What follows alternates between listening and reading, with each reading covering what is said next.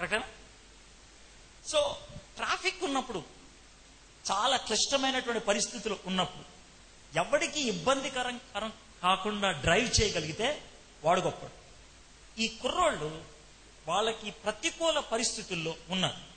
నేను ఎందుకని ప్రతికూల పరిస్థితుల గురించి ఇప్పుడు చెప్తున్నానంటే, మనం ఉన్నటువంటి సంస్కృతి రానున్న దినాల్లో అలాంటి ప్రతికూల పరిస్థితే రాబోతుంది. అప్పట్లో వాళ్ళ ఎదుర్కొన్నటువంటి రాజు పేరు నెబుకద్నెజర్. నెబుకద్నెజర్ బబులోన్కి రాజు. నెబుకద్నెజర్ తను చాలా ఈగోయిస్ట్ అంటే తెలుసా? అహం కలిగిన వాడు. తన గొప్పతనాన్ని ప్రపంచానికి చూపించాలి అనేటువంటి తత్వం కలిగిన వాడు, ఈగోయిస్ట్. అర్థంగా? తాను తన యొక్క గొప్పతనాన్ని చూపించుకోవడానికి 90 అడుగులు ఎత్తు కలిగినటువంటి బంగారు బొమ్మను తయారు చేసి వరల్డ్ కి సెంటర్ లో పెట్టాడు. 3 ఖండాలని పరిపాలించాడు ఆయన. ఓ పక్కన ఆసియా, ఓ పక్కన యూరప్, ఇంకో పక్కన ఆఫ్రికా.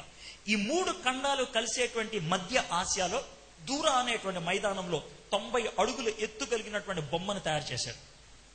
తన యొక్క సిద్ధాంతం ప్రపంచం అంతటికి బోధించాలని యూనిఫామ్ సబ్జెక్ట్ పెట్టాడు. ఎప్పుడైనా సరే ఇదే సబ్జెక్ట్ చదవాలి. యూనిఫామ్ లాంగ్వేజ్ పెట్టాడు. ఎవడైనా సరే ఈ లాంగ్వేజ్ని.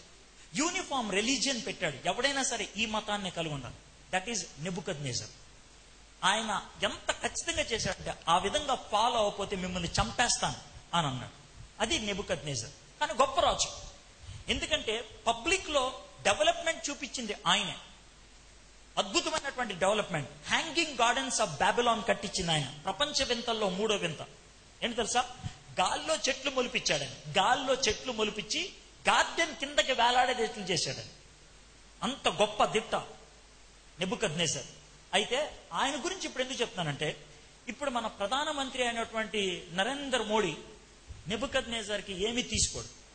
ఇద్దరు ఒకటే. Nebuchadnezzar egoist, Narendra Modi egoist. ఆత్మాభిమాన్ అంటాడు ఆయన. ఆయన స్వగౌరవం అంటాడు. ఈయన కూడా అనేది ఆత్మాభిమాన్ అంటాడు. నెబుకద్నెజర్ 90 అడుగుల బొమ్మను తయారు చేశాడు.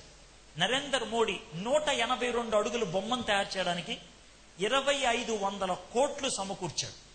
2500 crores ఒక బొమ్మను తయారు చేయడానికి. సర్దార్ వల్లభాయ్ పటేల్ ఇలా నుంచొని ఉన్నటువంటి బొమ్మ, ఇనప బొమ్మ, నేల మీద నుంచి 182 అడుగులంటే 17 అంతస్తుల బిల్డింగ్, అంత పెద్ద బొమ్మను తయారు చేసి పెడదాం అనుకున్నాడు. ఎందుకురా అంత పెద్ద బొమ్మ అంటే, హైందవ ధర్మం ప్రపంచంలో నెంబర్ 1 అవ్వాలని. ప్రపంచానికి మా ధర్మం చూడు ఎంత ఎత్తు ఎదిగిందో అని చూపించడానికి. న్యూయార్క్ లో ఉన్నటువంటి లిబర్టీ స్టాచ్యూ కంటే